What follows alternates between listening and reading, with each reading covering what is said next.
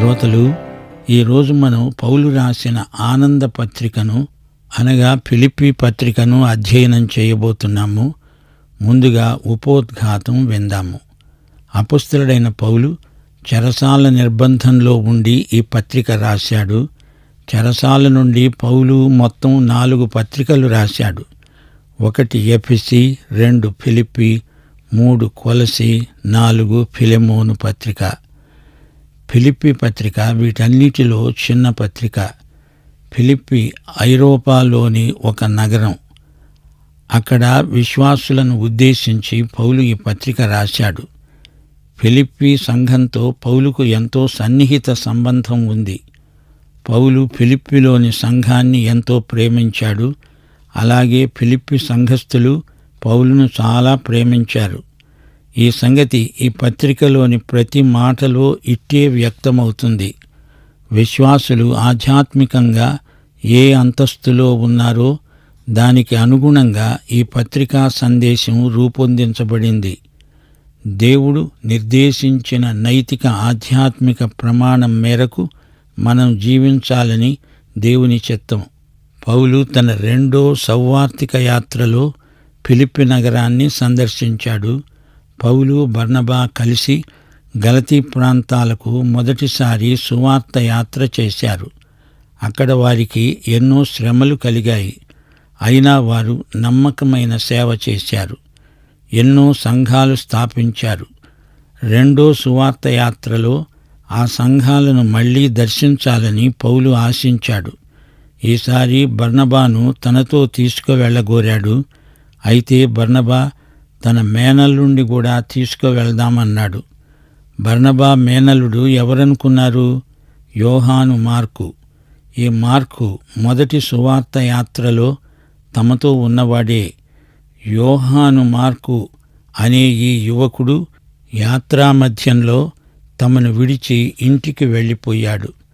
చిన్నాసియా తీరాన వారు ప్రయాణిస్తూ ఉండగా ఇది జరిగింది. రెండోసారి ఈ యువకుణ్ణి యోహాను మార్కును తీసుకెళ్లడం పౌలుకు ఇష్టం లేదు. ఈ విషయంలో పౌలుకు బర్నబాకు అభిప్రాయ భేదం వచ్చింది. బర్నబా తన మేనలుడైన యోహాను మార్కుతో మరో దిక్కుకు వెళ్ళిపోయాడు. పౌలేమో శీలను వెంటబెట్టుకొని గలతీ ప్రాంతాలకు వెళ్ళాడు. మొదటి సౌవార్తిక యాత్రలో తాను స్థాపించిన సంఘాలను సందర్శిస్తున్నాడు పౌలు. శీల కూడా పౌలుతో ఉన్నాడు. పౌలు తన సువార్త సేవను విస్తృతపరచాలనే ఉద్దేశ్యంతో ఉన్నాడు. ఆ ప్రాంతంలో ఎక్కువ జనాభా ఉంది. అవి ఎక్కువ నాగరికత కల స్థలాలు.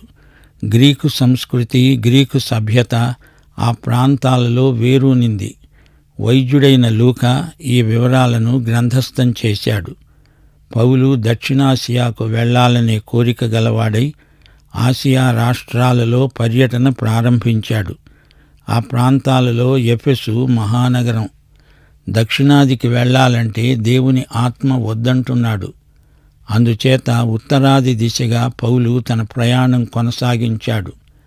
టర్కీ ఉత్తరాది దేశం. అపొస్తలుల కార్యములు 16వ అధ్యాయం 7వ వచనం అంటోంది, బితూనియకు వెళ్ళడానికి ప్రయత్నించారు గాని యేసు ఆత్మ వారిని వెళ్ళనివ్వలేదు. పౌలు దక్షిణానికి వెళ్ళలేదు, ఉత్తరానికి కూడా వెళ్ళలేకపోయాడు. తూర్పు నుంచే కదా తాను వచ్చాడు. అందుచేత పడమటి దిశగా పౌలు త్రోయ వరకు వెళ్ళాడు. అదే చిట్ట చివరి బిందువు. త్రోయకు పడవ ప్రయాణం చేయవలసి వచ్చింది. దేవుని అనుమతి కోసం పౌలు ప్రార్థనలో కనిపెట్టాడు. చూచారా శ్రోతలు, మనం కూడా అనేకసార్లు ఇలాంటి సందిగ్ధంలో చిక్కుకుంటాము. వెంటనే వెళ్ళిపోదామనిపిస్తుంది గాని ప్రభువు వెళ్ళనివ్వడు. ప్రభువు సన్నిధిలో కనిపెట్టే క్రమశిక్షణ మనకు అవసరమవుతుంది. ఏం చెయ్యాలి, ఎటువైపు వెళ్ళాలి, ఏమీ తోచని పరిస్థితి. ప్రభువు నడిపించే దిశగా నీవు నడవాలి, అంతే. దేవుని నడుపుదల నీ ఇష్టం కాదు, ఆయన ఇష్టం. త్రోయలో పౌలు కనిపెట్టాడు. త్రోయ అంటే ఇప్పుడది ట్రాయ్ అని పిలువబడుతుంది. దేవుని ఆజ్ఞ కోసం నిరీక్షిస్తున్నాడు. ఎట్టకేలకు దేవుని ఆజ్ఞ రానే వచ్చింది. మాసిదోనియా మనిషి ఒకడు పౌలుకు దర్శనంలో కనిపించాడు. అపొస్తలుల కార్యములు 16వ అధ్యాయం 9-10 వచనాలలో పౌలు యాత్రా వివరాలు పేర్కొనబడ్డాయి.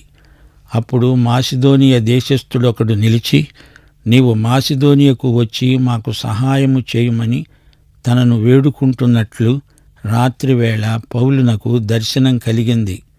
అతనికి ఆ దర్శనం కలిగినప్పుడు వారికి సువార్త ప్రకటించడానికి దేవుడు మమ్ములను పిలిచి ఉన్నాడని మేము నిశ్చయించుకొని వెంటనే మాసిదోనియకు వెళ్ళడానికి యత్నం చేశాం. పౌలు, శీల ఒక పడవెక్కారు. ఈ విధంగా ఐరోపా ఖండంలో పౌలు అడుగుపెట్టాడు. ఐరోపా ఖండంలోకి సువార్త చొరవ చేసుకొని వెళ్ళడం గమనించారా? ఇది దేవుని ఏర్పాటు. ఆ ప్రాంతాలలో అనాగరికులైన ప్రజలు సువార్త వినగలిగారు. సువార్త వారిని, వారి జీవిత విధానాన్ని పూర్తిగా మార్చివేసింది. నేటి ఐరోపా నాగరికతకు మూలమేదో గ్రహించారా? అది సువార్త, దేవుని వాక్యం. ఈ విధంగా పౌలు ఐరోపా ఖండానికి సువార్తను తీసుకెళ్ళాడు. పొలిమేరలు దాటాడు. అక్కడి ప్రజలలో సువార్త బీజాలు నాటాడు. ఐరోపా ఖండంలో పౌలు మొదటి మజిలీ ఫిలిప్పీ పట్టణం. అపొస్తలుల కార్యములు 16వ అధ్యాయం 13-15 వచనం వరకు. విశ్రాంతి దినమున గవిని దాటి నదీ తీరమున ప్రార్థన జరుగుతుంది అనుకొని అక్కడికి వచ్చి కూర్చుండి కూడి వచ్చిన స్త్రీలతో మాట్లాడుతున్నాము. అప్పుడు లూదియా అనే దైవభక్తి గల ఒక స్త్రీ వింటున్నది. ఆమె ఊదారంగు పొడిని అమ్ముతుంది. తుయతైర పట్టణస్థురాలు. ప్రభువు ఆమె హృదయము తెరిచాడు గనుక పౌలు చెప్పిన మాటల యందు లక్ష్యముంచింది. ఆమె ఇంటివారు బాప్తిస్మము పొందినప్పుడు ఆమె అన్నది, నేను ప్రభువునందు విశ్వాసము గలదాన్ని అని మీరు ఎంచితే నా ఇంటికి వచ్చి ఉండండి. ఆమె మమ్ములను వేడుకొని బలవంతం చేసింది. శ్రోతలు గమనించారా? మాసిదోనియా దర్శనంలో పౌలుకు కనిపించింది పురుషుడా, స్త్రీయా? పౌలుకు మొదట స్త్రీ కనిపించింది. ఆ తరువాత చెరసాల అధిపతి పురుషుడు. ప్రార్థన సమావేశంలో లూదియను పౌలు కలుసుకున్నాడు. నదీ తీరాన ప్రార్థన జరుగుతోంది. పౌలు ఐరోపా ఖండంలోకి దాటిన పొలిమేర అది. లూదియ పాల్గొన్న ప్రార్థన కూటం అందరికీ తెలుసు. అది అంత ముఖ్యమని వారెవరూ అనుకోలేదు. అయితే దేవుని దృష్టిలో అది గొప్ప సంఘటన. సువార్త ఐరోపా ఖండానికి చేరిన పొలిమేర చరిత్రాత్మకమైనది. ఐరోపా ఖండంలోని మొట్టమొదట రక్షించబడిన వ్యక్తి లూదియా, ఒక స్త్రీ. ఈమె ఫిలిప్పీ సంఘ సభ్యురాలు. ఈ సంఘానికే పౌలు ఈ ఉత్తరం రాస్తున్నాడు. ఫిలిప్పీ సంఘంలో ఇతర సభ్యులను గురించి కూడా మనకు తెలుసు. అక్కడే దయ్యం పట్టిన ఒక చిన్నది రక్షించబడింది. అపొస్తలుల కార్యములు 16వ అధ్యాయం 16-18 వచనం వరకు. మేము ప్రార్థనా స్థలానికి వెళ్ళుతూ ఉండగా పుతోను అనే దయ్యము పట్టినదై సోది చెప్పడము చేత తన యజమానులకు బహు లాభము సంపాదించి పెట్టే ఒక చిన్నది మాకు ఎదురుగా వచ్చింది. ఆమె పౌలును మమ్ములను వెంబడించి కేకలు వేసి చెప్పింది, ఈ మనుష్యులు సర్వోన్నతుడైన దేవుని దాసులు. వీరు మీకు రక్షణ మార్గము ప్రచురించేవారై ఉన్నారు. ఆమె ఈలాగు అనేక దినాలు చేస్తూ ఉంది గనుక పౌలు వ్యాకులపడి దానివైపు తిరిగి, నీవు ఈమెను వదలిపో అని యేసుక్రీస్తు నామమున ఆజ్ఞాపిస్తున్నానని ఆ దయ్యంతో అన్నాడు. వెంటనే అది ఆమెను వదిలిపోయింది. ఫిలిప్పీ జైలు అధికారి, అతని కుటుంబము ఫిలిప్పీ సంఘ సభ్యులే. పౌలు, శీల చెరసాల నిర్బంధంలో ఉంచబడ్డారు. దయ్యం పట్టిన చిన్నది బాగైన తరువాత ఆమె కూడా ఫిలిప్పీ సంఘస్థురాలే. ఫిలిప్పీ చెరసాలలో పౌలు నిర్బంధంలో ఉండడానికి కారణం ఆ పిల్ల వల్ల లాభం గడించిన యజమానులే. పౌలు, శీల చెరసాలలో ఉన్నారు. ఆ రాత్రి చెరసాల పునాదులు అదిరాయి, తలుపులు తెరుచుకున్నాయి. చెరసాల అధిపతి భయపడ్డాడు. అతడు రక్షించబడ్డాడు. పౌలు, శీల అతడికి బోధించిన సందేశం, ప్రభువైన యేసునందు విశ్వాసముంచు, అప్పుడు నీవు నీ ఇంటివారు రక్షించబడతారు. అధిపతి పౌలును, శీలను తన ఇంటికి తీసుకువెళ్ళాడు. ఇంటి వారందరూ యేసు వాక్యం విని రక్షించబడ్డారు. పౌలు, శీల అధిపతి గృహంలో వారి ఆతిథ్యం స్వీకరించారు. వీరే కాదు, ఫిలిప్పి సంఘంలో ఇంకా కొందరు సభ్యులున్నారు. వారిని గురించిన వివరాలు మనకు అంతగా తెలియవు. ఫిలిప్పి సంఘం ఎంతగానో ఎదిగింది. సంఘస్థులందరూ అపోస్తలుడైన పౌలుకు ఎంతో సన్నిహితులు. వారిలో చాలామంది అపోస్తలుడితో తిరిగి సేవ చేసిన వారే. పౌలుకు కూడా ఎంతో పరిచర్య చేసిన సంఘ బిడ్డలు. యెరూషలేములో పౌలు బంధించబడిన తరువాత వీరితో కలిసి ఉండడానికి వీలు కాని పరిస్థితి ఏర్పడింది. 2 సంవత్సరాలు ఇట్టే గడిచిపోయాయి. అసలు పౌలు ఎక్కడున్నాడో వారికి తెలియకుండా పోయింది. చివరికి వారికి కబురందింది, పౌలు రోములో చెరసాల నిర్బంధంలో ఉన్నాడు. సంఘస్థులంతా పౌలును గురించే చింతిస్తున్నారు. ఎపఫ్రొదితు వారి కాపరి. అతణ్ణి పౌలు దగ్గరికి పంపారు. పౌలు వ్యక్తిగత అక్కరల నిమిత్తం కొన్ని కానుకలు కూడా పంపారు. పౌలు ఫిలిప్పి సంఘానికి ఈ ఉత్తరం రాసి పంపుతున్నాడు. పౌలు ఈ పత్రికలో ఫిలిప్పి సంఘస్థులకు వందనాలు చెప్తున్నాడు. వారి పట్ల తనకున్న ప్రేమను వ్యక్తం చేస్తున్నాడు. గలతీ సంఘంలో లాగా సరిదిద్దడానికి ఫిలిప్పి సంఘంలో సిద్ధాంత దోషాలేమీ లేవు. కొరింథీ సంఘంలో లాగా గుణపరచడానికి ఫిలిప్పి సంఘస్థుల ప్రవర్తనలో లోపమేమీ లేదు. అయితే ఫిలిప్పి సంఘంలో 2 స్త్రీల మధ్య చిన్న తగాదా వచ్చింది. యువదియా, సుంటుకే అనే 2 స్త్రీలు కొంచెం వాగ్వివాదంలో పడి నువ్వెంత అంటే నువ్వెంత అనే వరకు వచ్చారు. పౌలు ఈ అపశృతిని సరిచేస్తున్నాడు. అయినా అదేమంత పెద్ద సమస్య అని పౌలు అనుకోలేదు. క్రైస్తవ ఆనందానుభూతిని వివరించే గొప్ప పత్రిక ఇది. గుర్తుంచుకోండి, ఈ పత్రికకు ఆధారంగా అపొస్తలుల కార్యములు 16వ అధ్యాయాన్ని మనం పరిశీలించాలి. అది పౌలు చేసిన 2వ సౌవార్తిక యాత్రా సందర్భం. ఫిలిప్పిలోని సంఘం పౌలు ఆనందానికి హేతువు. రోములో పౌలు చెరసాల నిర్బంధంలో ఉన్నాడు. ఫిలిప్పి సంఘస్థులు పౌలుకు తమ ప్రేమ కానుకను పంపుతున్నారు. ఈ పత్రికలో పౌలు ఫిలిప్పి సంఘానికి తన కృతజ్ఞతలు తెలియచేస్తున్నాడు. ఈ ఉత్తరాన్ని ఎపఫ్రొదితు ద్వారా పంపాడు. ఎపఫ్రొదితు ఈ ఉత్తరాన్ని, ఈ ఆనంద పత్రికను సంఘానికి వినిపించాడు. సంఘంలో సమైక్యత ప్రవర్తిల్లాలని, విశ్వాసులందరూ కలిసికట్టుగా పనిచేయాలని పౌలు ప్రబోధిస్తున్నాడు. ఈ పత్రిక కేంద్రంలో యేసు ఉన్నాడు. సువార్త సేవను గురించి పౌలు ఎక్కువగా ఈ పత్రికలో పేర్కొన్నాడు. 1వ అధ్యాయంలోని అంశం మన సేవా సందేశం క్రీస్తే. 2వ అధ్యాయం యేసే మన మాదిరి, మన ఆదర్శం. 3వ అధ్యాయం మన సేవలోని అర్థం, పరమార్థం, ఉద్దేశ్యం. 4వ అధ్యాయం సేవా సాధనాలు. ఈ విధంగా క్రైస్తవ ఆనందం 4 విధాలుగా మనలో ప్రవర్తిల్లుతుంది.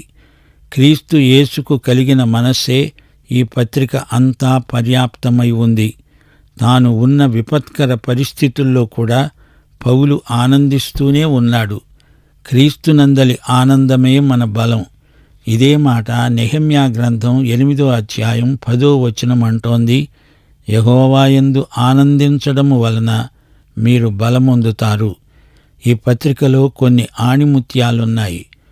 ఫిలిప్పి పత్రిక 1వ అధ్యాయం 21వ వచనం, నా మటుకైతే బ్రతకటం అంటే క్రీస్తే. పౌలు బ్రతుకంతా క్రీస్తే. ఇది ఆయన అనటం కాదు, బ్రతికి చూపాడు. 1వ అధ్యాయంలోనే యేసుక్రీస్తును 18 సార్లు పేర్కొన్నాడు. క్రీస్తునందు తన జీవితంలో వివిధ అనుభూతులను పౌలు ఈ పత్రికలో వివరించాడు. పౌలుకు విశ్వాసులకు మధ్య ఈ సహవాసం ఎంతో అర్థవంతమైనది. నేను యేసుక్రీస్తు ఖైదీని అని చెప్పుకున్నాడు. రోమా 8వ అధ్యాయం 28వ వచనంలో తాను ప్రతిపాదించిన సూత్రం సమస్తము తన మేలుకే సమకూడి జరిగింది. చెరసాలలో కూడా పౌలుకు బతకటం అంటే క్రీస్తే, చావేమీ నష్టం కాదు. క్రీస్తే నీ జీవితమైనప్పుడు మరణం నీకు శత్రువు కాదు. ఇహలోక జీవితం ముగిశాక నీవు పరలోకంలో సదాకాలం నిత్యత్వంలో ఉండిపోతావు. ఇందులో నష్టమేముంది? క్రీస్తుతో శ్రమపడడం మన భాగ్యం. క్రీస్తునందు విశ్వాసులందరూ ఒకటై శత్రువును ఎదిరిస్తారు, అంతేకాని ఒకరినొకరు ఎదిరించరు. ఇక 2వ అధ్యాయంలో యేసు యొక్క తగ్గింపు మనస్తత్వం మనకు చూపబడింది. యేసు మనస్సు పరోపకారమే. యేసు నీలో కలిగించిన రక్షణను కొనసాగించుకునే బాధ్యత నీది. తిమోతి, ఎపఫ్రొదితు వీరిద్దరి సేవా దృక్పథం ఒకటే. పరోపకారార్థమై ఎంతో తెగించిన వ్యక్తులు వీరు. 3వ అధ్యాయంలో క్రీస్తునందలి ఆనందం ప్రస్తావించబడింది. పరిస్థితులను అధిగమించి ప్రభువునందు ఆనందించాలి. క్రీస్తు కోసం మనం ఇక్కడ ఏమి నష్టపోతామో అవి మనకు లాభకరంగా పరిణమిస్తాయి. వెనక ఉన్న వాటిని మరచి ముందున్న వాటి కొరకై వేగిరపడుతూ ఉన్నతమైన బహుమానము కొరకై పరిగెత్తుదాము. క్రీస్తు శిలువకు శత్రువులున్నారు. వీరి వైఖరిని చూచి పౌలుకు ఏడుపొచ్చింది. క్రీస్తు మనసు వీరికి లేదు. వీరు శిలువ శత్రువులు. ఫిలిప్పీ పత్రిక 3వ అధ్యాయం 20వ వచనంలో పౌలు యేసు రెండో రాకడను గురించి ప్రబోధిస్తూ మన పౌరస్థితి పరలోకమందున్నది, అక్కడి నుండి ప్రభువైన యేసుక్రీస్తు అనే మన రక్షకుని రాకడ నిమిత్తమై కనిపెట్టుకొని ఉన్నాము అన్నాడు.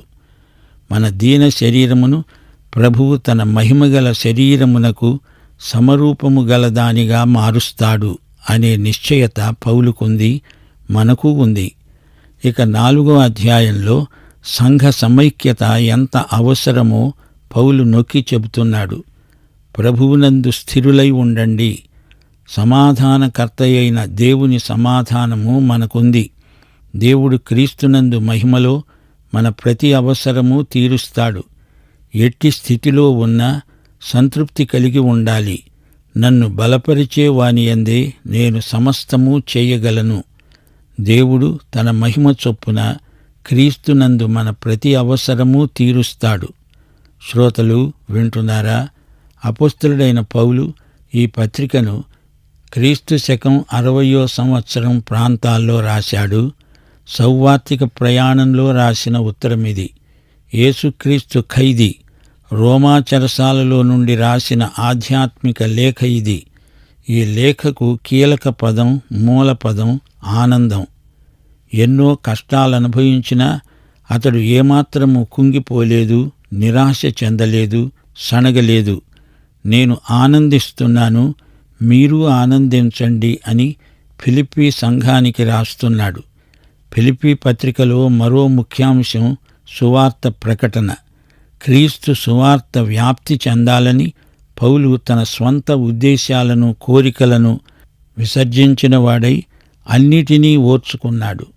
తన ఆనందం, సహవాసం, నీతి న్యాయాలు, బల ప్రభావాలు అన్నీ క్రీస్తునందే ఉన్నాయి. అన్నీ క్రీస్తు సువార్తలోనే ఇమిడి ఉన్నాయి. ఫిలిప్పీ క్రైస్తవులకు, మనకు తృప్తికరమైన, ఫలభరితమైన జీవిత విధానాన్ని ఈ పత్రిక ప్రబోధిస్తున్నది. యేసుక్రీస్తుకు మహిమ చేకూర్చే జీవిత శైలి ఈ పత్రిక మనకు నేర్పేది ఇదే. క్రీస్తు సువార్తకు తగిన ఆదర్శ జీవిత విధానం మనకు ఈ పత్రిక ఉపదేశిస్తుంది. క్రీస్తునందు మనకు చేకూరే ఆశీర్వాదాల వనరులను ఈ పత్రిక మనకు విడుదల చేస్తున్నది. ఫిలిప్పీ పత్రిక 4వ అధ్యాయం 6వ వచనం, క్రీస్తునందు మనకు దిగులు లేదు, చింత లేదు. దేనిని గూర్చి చింతపడకండి గాని ప్రతి విషయములో ప్రార్థన విజ్ఞాపనముల చేత కృతజ్ఞతాపూర్వకముగా మీ విన్నపములను దేవునికి తెలియచేయండి. సమస్త జ్ఞానమునకు మించిన దేవుని సమాధానము యేసుక్రీస్తు వలన మీ హృదయములకు తలంపులకు కావలి ఉంటుంది. మన హృదయానికి మనస్సుకు క్రీస్తునందు కాపుదల ఉంది. క్రీస్తునందు మనకు ఎంతో బలం ఉంది. నన్ను బలపరచే వాని యందే నేను సమస్తము చేయగలను. క్రీస్తునందు మహిమలో దేవుడు మన ప్రతి అవసరము తీరుస్తాడు. ఫిలిప్పీ సంఘంలో సమైక్యతాభావం ఎంతో అవసరమంటున్నాడు పౌలు. ఈ పత్రిక నిండా విజయసూచకమైన ఆనందం తొణికిసలాడుతోంది. క్రీస్తు మనకు మాదిరి మాత్రమే కాదు, ఆయనే మన జీవితం, జీవనం. క్రైస్తవానందం క్రీస్తునందే పరిపూర్ణమవుతుంది. క్రీస్తు ప్రభుత్వంలో ఆనందమే ఆనందం. క్రీస్తు సన్నిధి యందలి సంపూర్ణానుభూతి మరణానంతర నిత్యత్వంలోనే మనం అనుభవించగలం. ఫిలిప్పీ పత్రిక 1వ అధ్యాయం 4వ వచనంలో పౌలు ఆశాభావం ద్యోతకమవుతోంది. మీలో ఈ సత్క్రియనారంభించినవాడు యేసుక్రీస్తు దినము వరకు దానిని కొనసాగిస్తాడు. ఫిలిప్పీ 4వ అధ్యాయం 17వ వచనంలో మీ లెక్కకు విస్తార ఫలం వస్తుందని వారి దాతృత్వాన్ని పౌలు ప్రశంసించాడు. ప్రియ శ్రోతలు, ఇది ఫిలిప్పీ పత్రిక ఉపోద్ఘాతం. పూర్తి పత్రిక 17 పాఠాల్లో మీరు వింటారు. ఇంతకు మీరు యేసుక్రీస్తును మీ రక్షకుడుగా, ప్రభువుగా ఎరుగుదురా? అయితే ఈ పత్రిక అంతా మీకోసమే. దేవుడు మిమ్మును సమృద్ధిగా దీవించునుగాక. ఆమేన్.